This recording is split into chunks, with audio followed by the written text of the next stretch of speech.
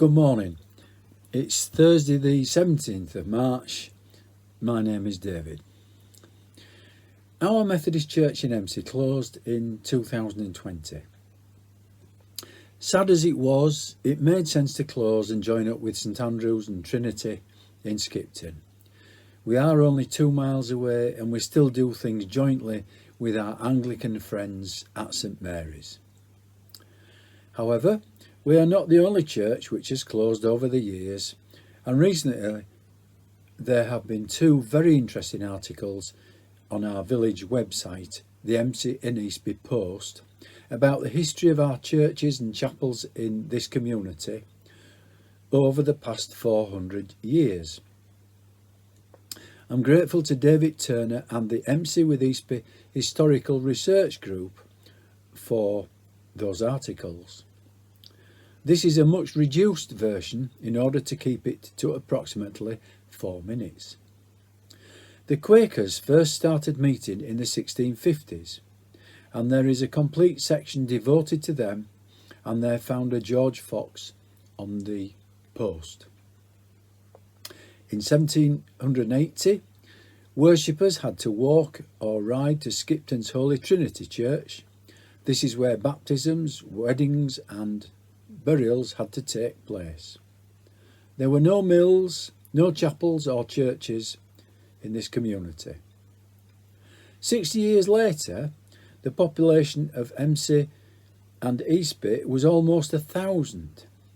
There were 7 textile mills and 4 non-conformist chapels, and the villagers followed at least 8 different religious denominations: Quakers, Independents or Congregationalists, Eastby Methodists, Swedenborgians,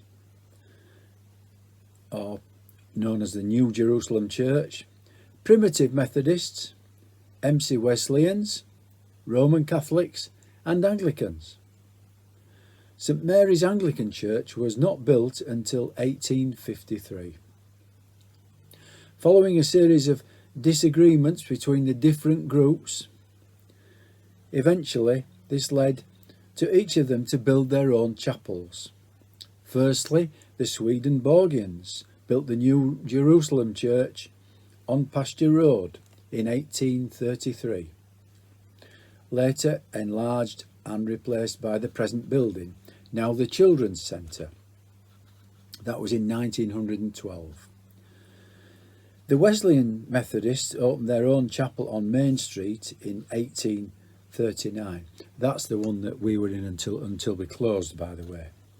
Whilst the troublesome Primitive Methodists retained and renamed the Union Chapel, which is now a private residence. Nowadays, there is only the one place for formal worship in the village at St Mary's.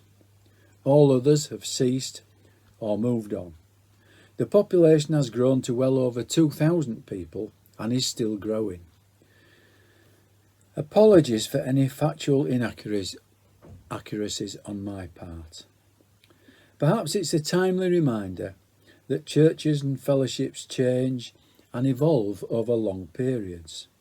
And although we at the Methodist Church are the most recent to close, we need to remember that change is often inevitable in many walks of life, including churches.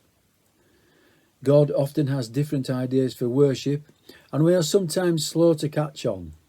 So perhaps we need to be ready to accept change and rejoice at new opportunities as they arise. Loving God, although it is indeed sad when any church has to close, we nevertheless give thanks for the hundreds of years of worship in this community. Long may it continue in whatever form you think best. Amen.